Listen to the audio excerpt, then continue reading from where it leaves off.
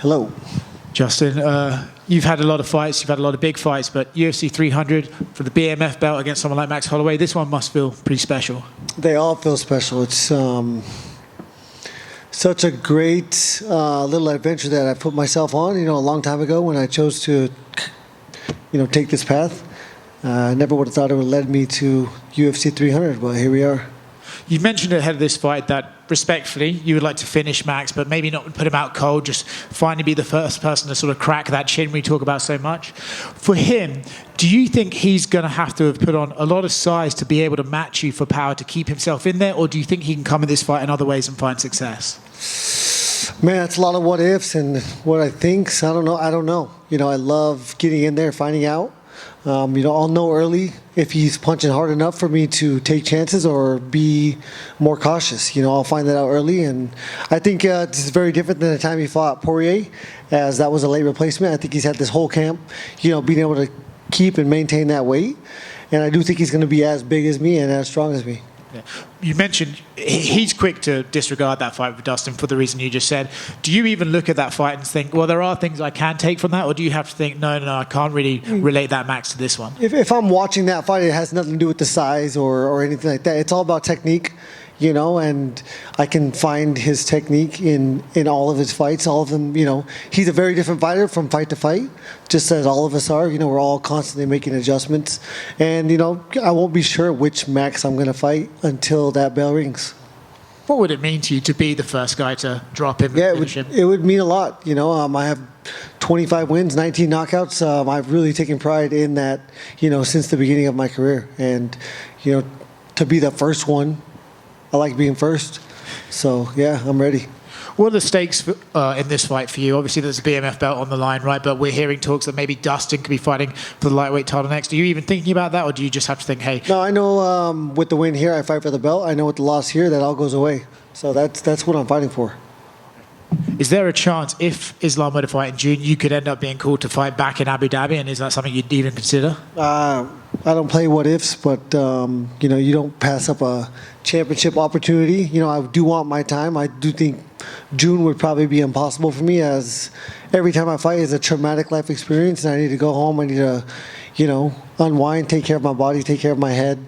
But I have coaches and a manager that ultimately make those decisions. So if they say go, I go.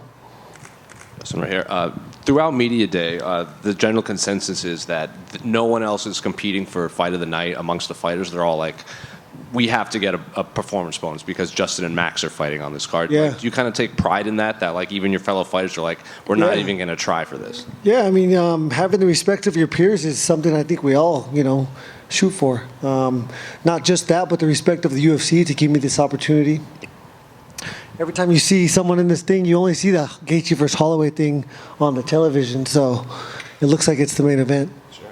Well, kind of going off of that, was there any chance that you would have just been the actual main event before they added Alex and Jamal? Wrong dude. I don't know. What do you make of the custom fight kits? I love it. Yeah, they called me. They said, "What do you want?" I said, "I want to represent the United States of America." If I ever had a chance, that's what I asked for a long time ago.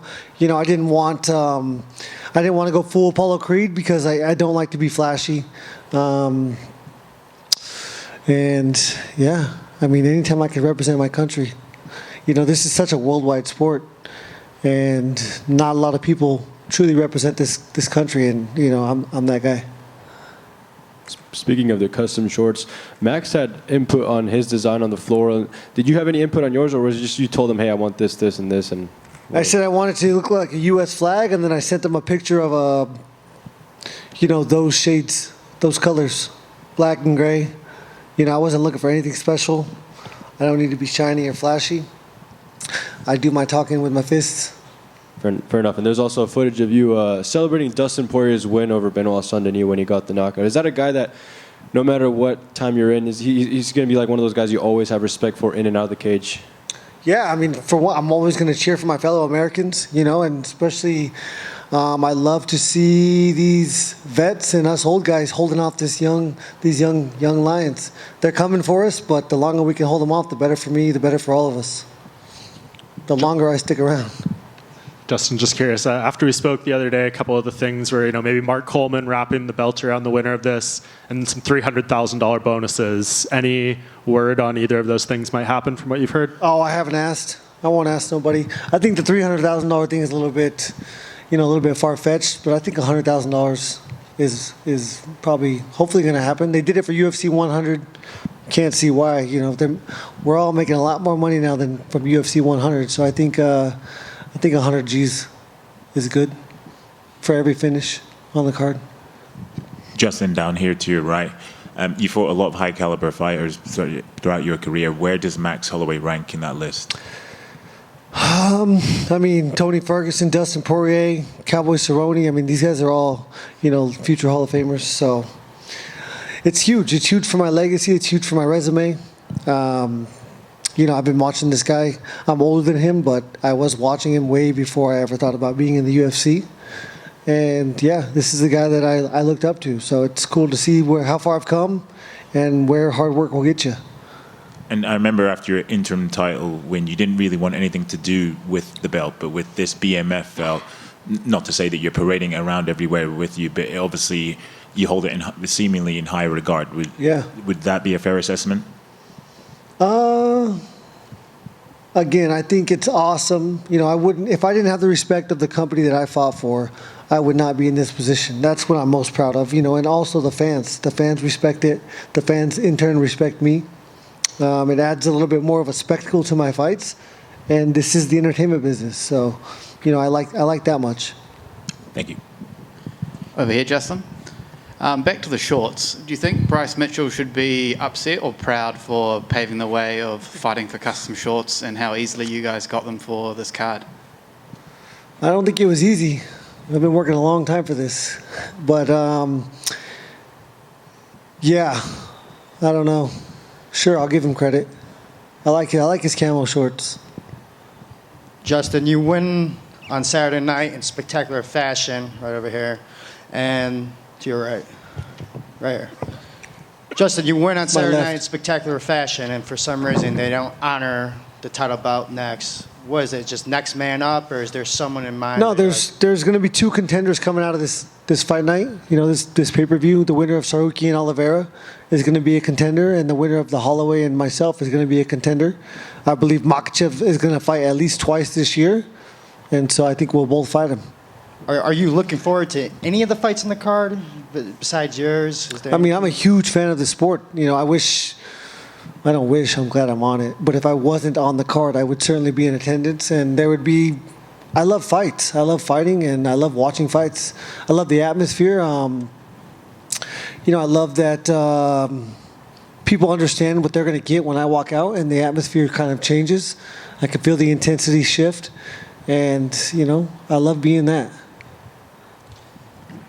Justin, have you gotten out to the Vegas links?